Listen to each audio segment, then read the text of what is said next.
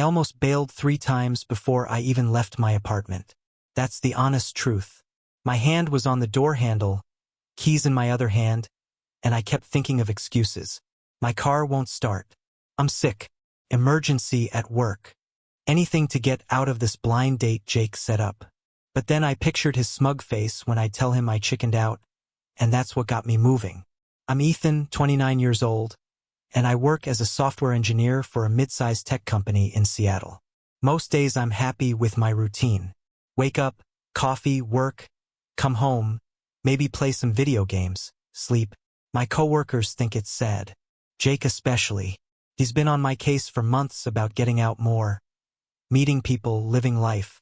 Last week he cornered me by the coffee machine and said he had the perfect person for me to meet. I told him no. He ignored me completely. 3 days later he texted me an address and a time. Riverside Cafe, Sunday, 3 in the afternoon. I tried to argue, but he just sent back a thumbs-up emoji like it was settled. So here I was, walking into this cafe on a gray Sunday afternoon, feeling like I was about to get pranked on hidden camera. The place was nice enough.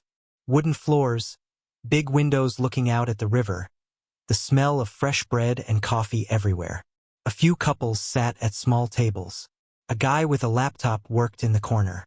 Nobody looked like they were waiting to laugh at me, but I stayed alert anyway. I ordered a black coffee from the counter and picked a table near the window. The river outside moved slow and dark under the cloudy sky. I checked my phone. 2:57. My date was supposed to be here at 3. Jake hadn't told me anything about her except her name. Madison. That was it. No picture, no description, nothing. For all I knew, Madison could be anyone. Maybe she collected weird stuff like vintage doorknobs. Maybe she'd spend the whole time talking about her cats. Maybe she wouldn't show up at all and this whole thing was just Jake messing with me. 3 o'clock came and went. I sipped my coffee and watched the door. A family walked in with 2 small kids. An older couple shuffled to a table in the back. A teenager with headphones ordered something to go. No Madison. By 3:10 I was getting annoyed. By 3:15 I was done. I stood up, grabbed my jacket off the chair, and decided I'd given this enough time. At least I could tell Jake I tried. That's when the door opened again. She walked in and the whole room seemed to notice. Not because she was loud or flashy.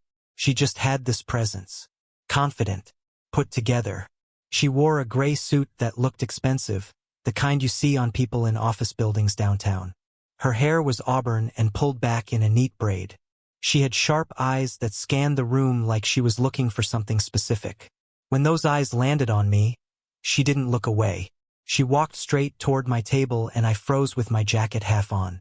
Up close she was even more intimidating. She had this calm expression like nothing ever rattled her. She stopped right in front of me and tilted her head slightly. "Ethan?" she asked. Her voice was smooth and direct. My brain took a second to catch up. "Yeah, that's me." She held out her hand. "Madison." I shook it. Her grip was firm and professional, the kind of handshake you give at job interviews. Then she sat down across from me like we'd planned this all along. I slowly pulled my jacket off and sat back down, feeling completely off balance. "Sorry I'm late," she said, setting her purse on the table. "Meeting ran long." "Meeting?" I repeated. "On a Sunday?" She nodded. "I run a consulting firm.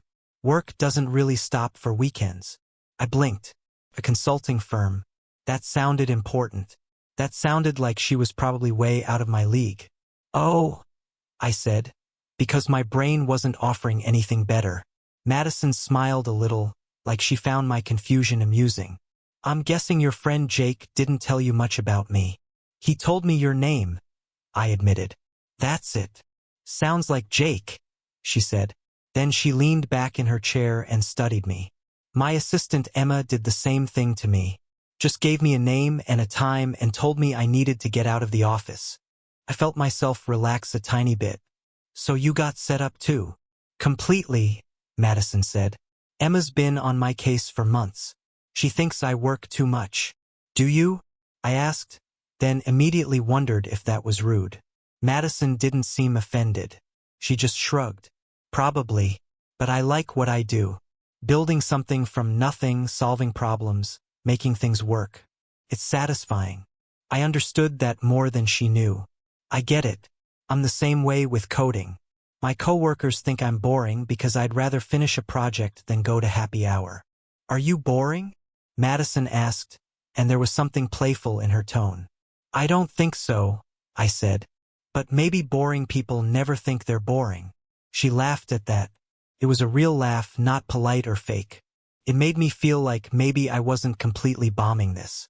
A waiter came by and Madison ordered a cappuccino. We sat there as the afternoon light filtered through the windows, turning everything soft and gray. I expected the conversation to be awkward, full of long pauses and forced questions. But it wasn't. Madison asked me about my work and actually listened when I explained what I did. She didn't glaze over or check her phone. She asked follow-up questions. She wanted to know how I got into software engineering, what kind of projects I liked best, whether I ever thought about starting my own company. I told her the truth. I liked working for someone else. Less risk, less stress. I could focus on the work itself instead of worrying about business stuff. She nodded like that made perfect sense. Then I asked about her firm. She told me she started it 5 years ago with 2 other people. Now they had an office downtown with 20 employees.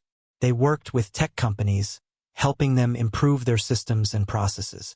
She said it was challenging and exhausting and she loved it. Don't you ever want a break? I asked. Madison looked out the window at the river. Sometimes. But then I think about what I'd do with a break and I realize I'd probably just end up working anyway. It's who I am.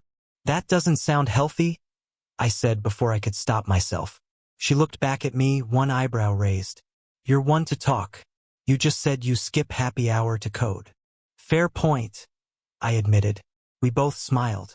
The conversation kept going. We talked about Seattle, about how the rain didn't bother us like it bothered people who moved here from sunny places.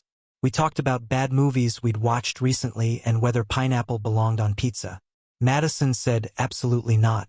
I said absolutely yes. We agreed to disagree. At some point I noticed the cafe had gotten busier. More people filled the tables around us. The noise level rose.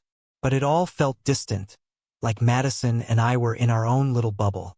I checked my phone without thinking and saw it was almost 5. We'd been talking for 2 hours. I should probably go, Madison said, noticing the time too. I have some work to finish tonight. Part of me wanted to ask her to stay. The other part of me, the part that was used to being careful, just nodded. Yeah, I should get going too. We stood up and walked toward the door together. Outside the air was cool and damp. The sky had darkened to a deep gray. Madison's car was parked near mine in the lot. She stopped beside a sleek black sedan that probably cost more than I made in a year. She turned to face me and for the first time she looked a little uncertain. This was nice, she said. Better than I expected. Same, I said. I thought it was going to be a disaster. Why? She asked. I shrugged. Because blind dates are usually disasters. Madison smiled. True, but this one wasn't. She pulled her keys from her purse and I realized this was it. She was about to leave and I didn't have her number. I didn't know if I'd ever see her again. My stomach twisted with something that felt like panic. Maybe we could do this again sometime, I said, the words coming out faster than I meant them to. Madison looked at me for a long moment. Then she said, I'd like that. Relief flooded through me. Great. Should I give you my number or? I'll text you, she said. Then she got in her car and drove away. I stood in that parking lot watching her taillights disappear around the corner, feeling like I just imagined the whole thing. 2 hours with someone I'd never met before, and it felt easier than talking to people I'd known for years. I drove home in a daze, my brain replaying pieces of our conversation. The way Madison laughed when I made a dumb joke about pizza. The way she leaned forward when she talked about her company, like she couldn't help getting excited about it. The way she looked at me when I said boring people never think they're boring. When I got back to my apartment, I tossed my keys on the counter and dropped onto my couch. My phone buzzed almost immediately. Jake's name lit up the screen. So, his text said, how bad was it? I stared at the message. Part of me wanted to make him wait, let him think it was terrible just to mess with him. But I couldn't lie about this. It wasn't bad. I typed back. 3 dots appeared instantly. Details. Now. I smiled despite myself. Her name's Madison. She runs a consulting firm. We talked for 2 hours. It was good. My phone rang 5 seconds later. I answered and Jake's voice practically shouted through the speaker. 2 hours? Ethan, you never talk to anyone for 2 hours. Not even me. I know, I said. That's why it's weird. Weird good or weird bad? Jake asked. I thought about it. Weird good, I think. Jake laughed. I told you to trust me. I told you this would work. How did you even know her? I asked. Her assistant Emma goes to my gym. We got talking one day and she mentioned her boss needed to meet someone normal. I said I had the perfect guy. Normal, I repeated. That's what you told her about me? It's a compliment, Jake insisted. You are normal. In a good way. You're not trying to impress anyone or pretend to be something you're not. That's rare. I didn't know what to say to that. We talked for a few more minutes before Jake had to go. After I hung up, I sat there staring at my phone, waiting for Madison's text. It didn't come that night, or the next morning. By Monday afternoon at work, I started wondering if I'd misread everything. Maybe she was just being polite. Maybe she had no intention of actually texting me. Maybe I should just forget about it. Tuesday morning, I was at my desk working on a bug in some code when my phone buzzed. Unknown number. My heart jumped before I even read the message. Hey Ethan, it's Madison. Sorry for the delay. Work has been crazy. Would you want to grab dinner Thursday? If you're free. I read it 3 times to make sure it was real. Then I typed back, Thursday works. Where do you want to go? Her response came faster this time. There's a place called Harborside near the waterfront. Quiet, good food. 7 okay. 7's perfect, I replied. I spent the rest of the week trying not to think about Thursday, which meant I thought about it constantly. I told myself it was just dinner, just 2 people eating food and talking. No big deal. But my stomach disagreed. Thursday felt like it took forever to arrive. I left work early and went home to change. I put on dark jeans and a button-up shirt, then changed into a sweater, then changed back to the button-up. I felt ridiculous. Finally, I just grabbed my jacket and left before I could change my mind again.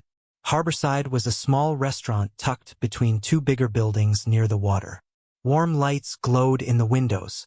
I walked in and spotted Madison immediately. She sat at a table near the back, looking at her phone. She wore jeans and a soft cream-colored sweater. Her hair was down for the first time, falling in loose waves past her shoulders. She looked different, less formal, more relaxed. When she saw me, she smiled and stood up. You made it, she said. Traffic wasn't too bad? Not too bad, I lied. It had been terrible, but I didn't want to talk about traffic. We sat down and a waiter brought menus. Madison ordered a glass of wine. I ordered water because I was driving and also because I didn't want to look like an idiot if I got nervous and drank too fast. The restaurant was cozy. Soft music played in the background. Candles flickered on each table. It felt more romantic than I'd expected, and I wondered if Madison noticed. If she did, she didn't mention it. We started with small talk. How was your week? Busy. Same. The weather's getting colder. Yeah, fall's almost here. Then Madison set down her menu and looked at me directly. Can I ask you something? She said. Sure. Why did you actually show up on Sunday? She asked. You could have ignored Jake. Most people would. I thought about lying, making up something that sounded better than the truth. But Madison had been honest with me so far. I wanted to be honest back. Because I didn't want to be the guy who always says no, I told her. I didn't want to wake up in 10 years and realize I'd turned down every chance to do something different. Madison's expression softened. That's a better answer than I expected. What did you expect? I asked. She shrugged. I don't know. Maybe that you were just bored. Or curious. Or doing Jake a favor. I was curious, I admitted. But not just about meeting someone. I was curious if I could actually enjoy it. If I could sit across from a stranger and not want to run away after 5 minutes. And did you? Madison asked. Did I what?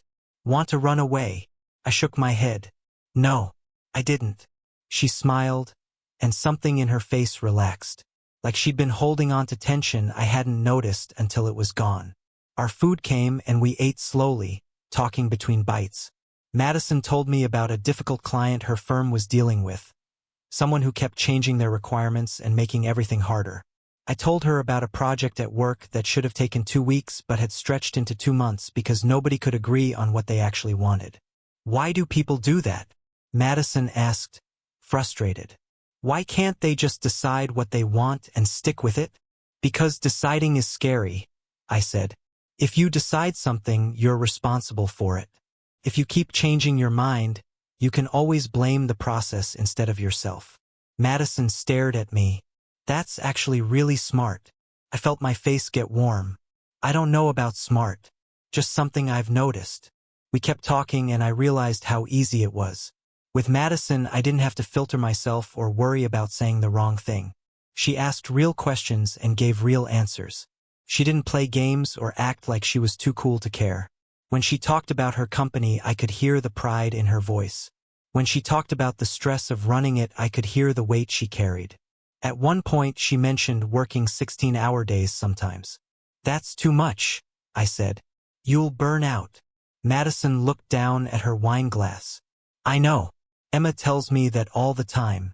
But when you're in charge, there's always something that needs your attention. Always someone who needs an answer. Always a fire to put out. Do you like it? I asked. She thought about that. I like building something. I like knowing we're good at what we do. But sometimes I miss having time to just breathe. What would you do if you had time? Madison smiled. Honestly, I don't know. It's been so long since I thought about it. Maybe you should think about it, I suggested. She looked at me and something shifted in her expression. Maybe I should. We finished dinner and walked outside. The air was cold and sharp.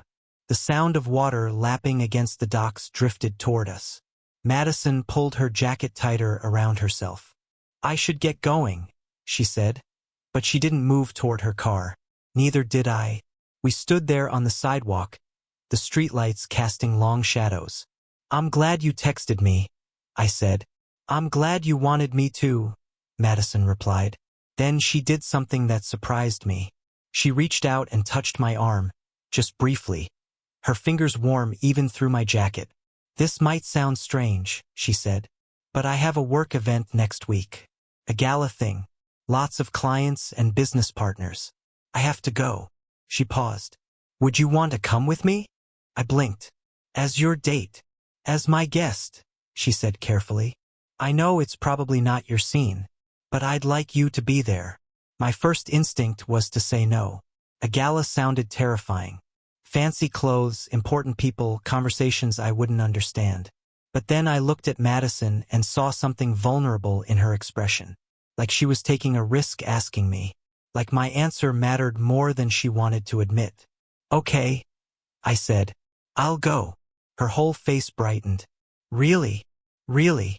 Madison smiled, and it was the kind of smile that made my chest feel tight. Thank you, Ethan. She got in her car and drove away, and I stood there wondering what I just agreed to. The week before the gala felt like waiting for a test I hadn't studied for. I kept thinking about backing out, telling Madison something came up, but every time I reached for my phone to text her, I stopped myself. She'd asked me to go. She wanted me there. That had to mean something.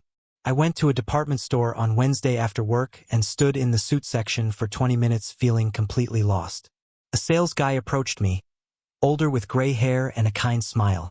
Looking for something specific? He asked. I need a suit for a gala, I said. But I have no idea what I'm doing. He chuckled. Don't worry, we'll figure it out. He helped me pick out a dark navy suit with a white shirt and a simple tie. Nothing flashy.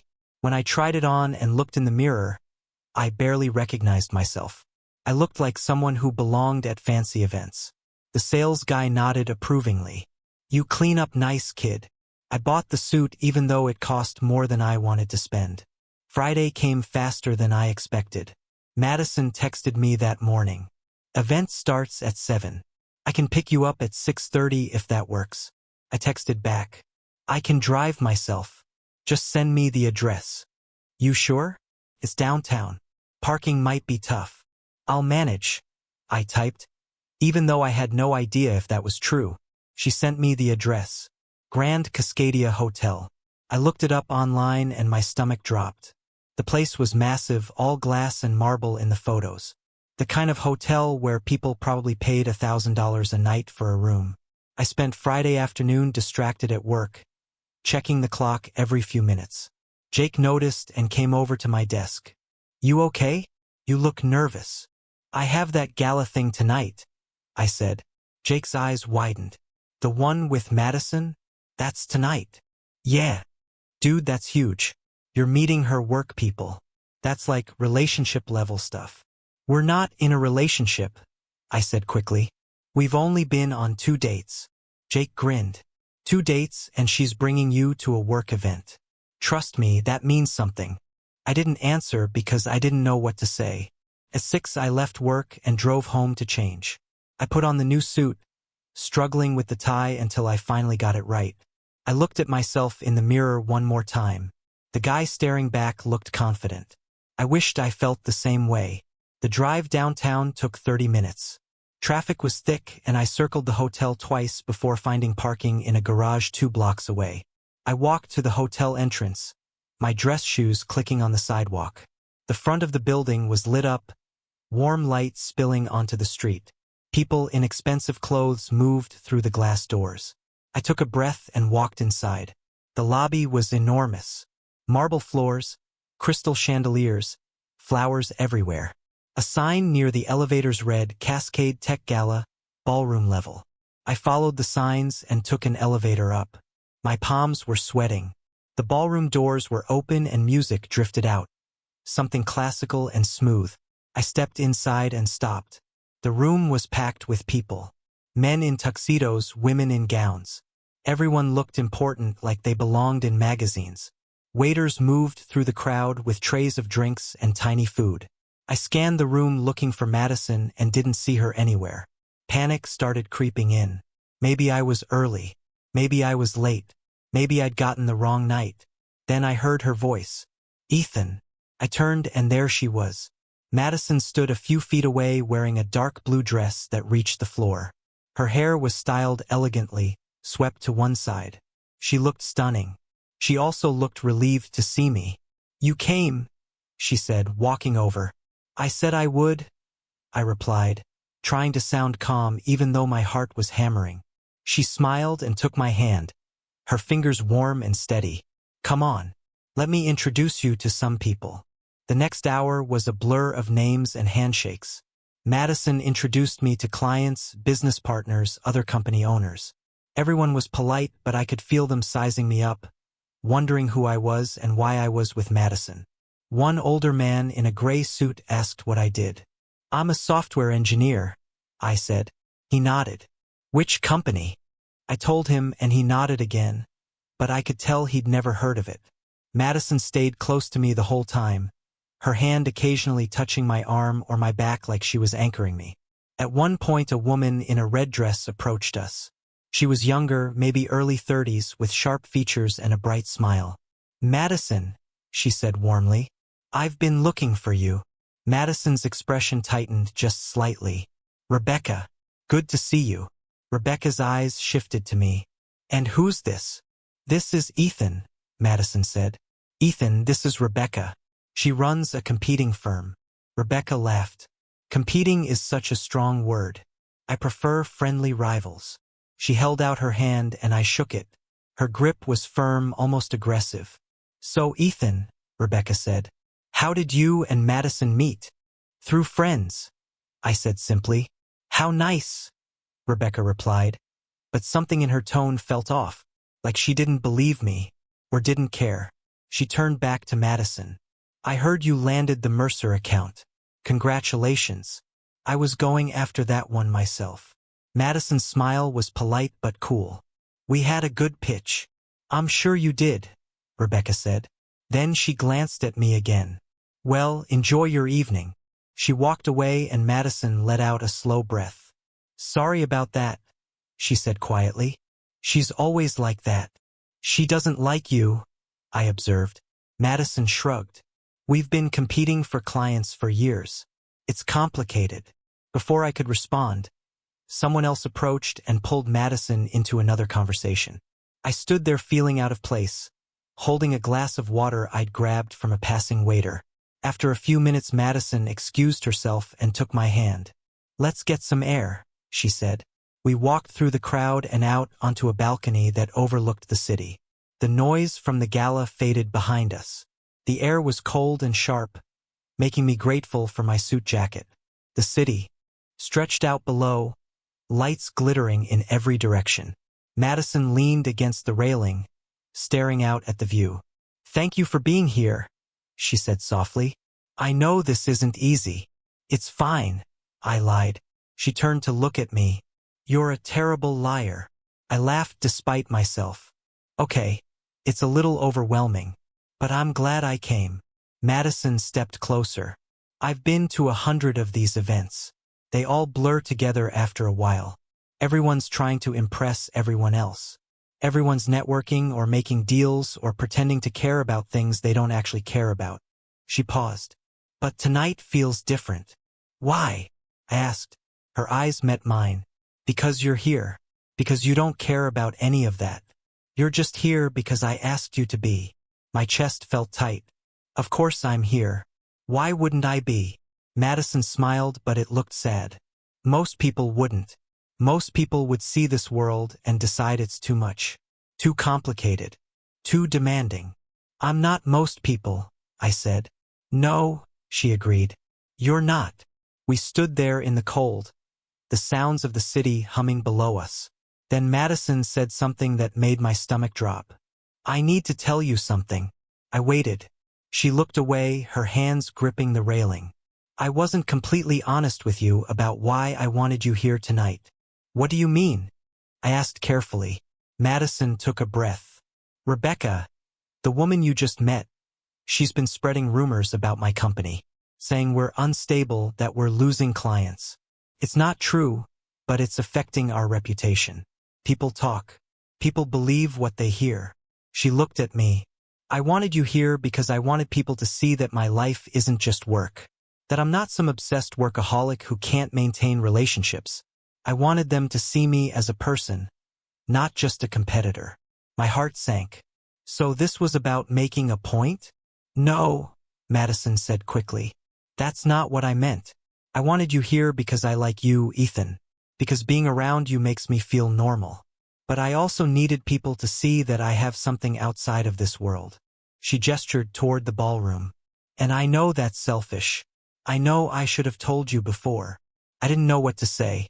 Part of me felt used. Like I was just a prop in whatever game she was playing with Rebecca. But another part of me understood. I could see the pressure she was under, the weight of running a company and maintaining an image. Did you mean what you said? I asked. About liking me? Yes, Madison said immediately. I meant every word.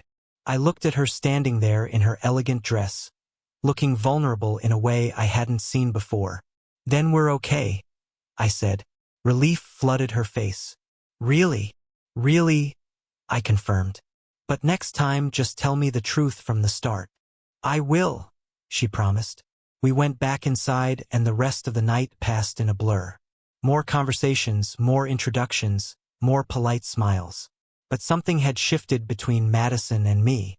We were more honest now. More real. When the event finally ended, we walked out together. The parking garage was nearly empty, our footsteps echoing. Madison's car was on a different level than mine. We stopped at the elevator. Thank you again, she said. For everything. Anytime, I replied. Then Madison did something unexpected. She stepped forward and kissed me. Her lips were soft and warm, and for a second everything else disappeared. The parking garage, the gala, the whole complicated night. It was just us. When she pulled back, her eyes searched mine. I've wanted to do that all night, she admitted.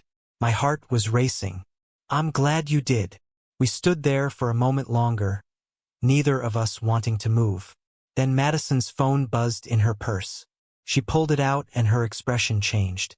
Everything okay? I asked. She stared at the screen. It's Emma, my assistant. She says there's an emergency at the office. At this hour? Madison nodded, already texting back. A server crashed. Client data might be compromised. I need to go deal with this. Disappointment hit me hard, but I tried not to show it. Go. Do what you need to do. She looked torn. I'm sorry. This isn't how I wanted tonight to end. It's okay, I said. Really? Madison squeezed my hand once, then rushed toward her car. I watched her drive away, the moment we just shared already feeling like something from another lifetime. I drove home in silence, replaying the kiss in my mind. When I got to my apartment, I changed out of the suit and collapsed on my couch. My phone buzzed. Madison's name appeared. Servers fixed. Crisis averted. I'm sorry I had to run. I typed back. Don't apologize.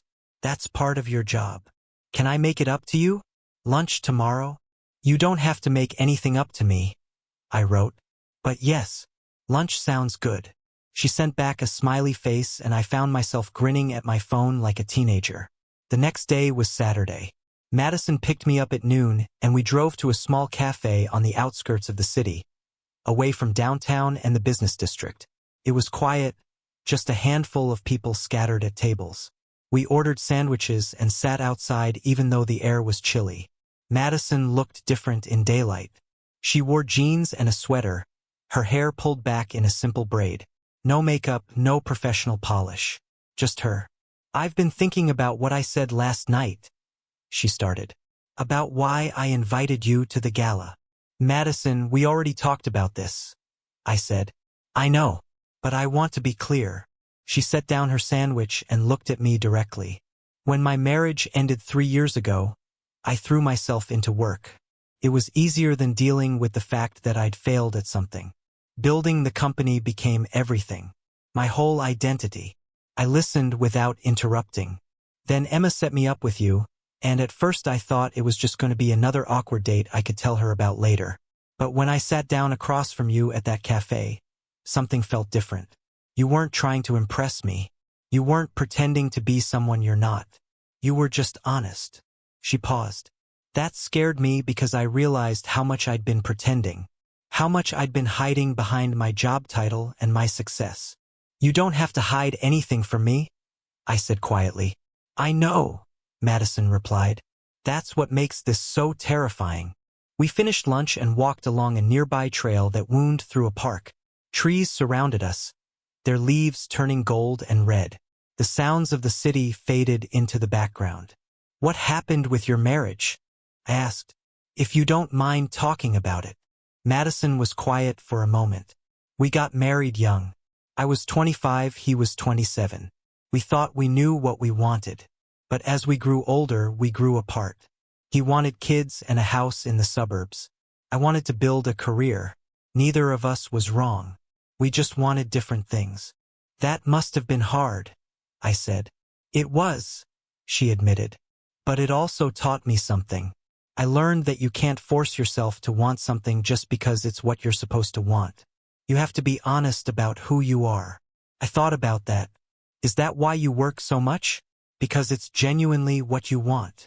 She considered the question. Mostly, but also because it's safe. Work doesn't judge you. It doesn't leave you. It just is.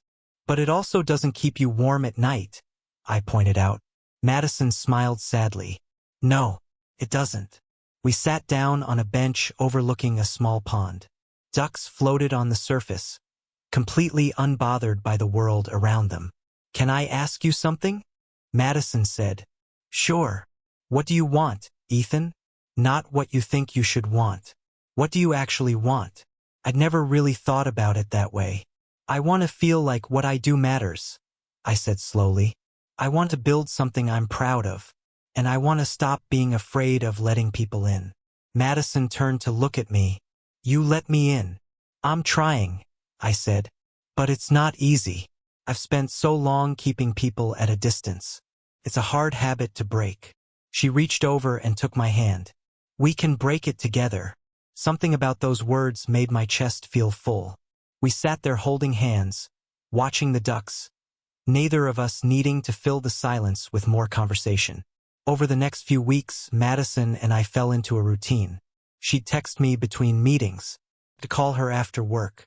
We'd grab dinner when she had time, which wasn't always often. Some nights she'd show up at my apartment at 9 or 10, exhausted from a long day, and we'd just watch movies until she fell asleep on my couch. I liked those nights the most. The ones where we didn't have to be anything other than two people who enjoyed being around each other.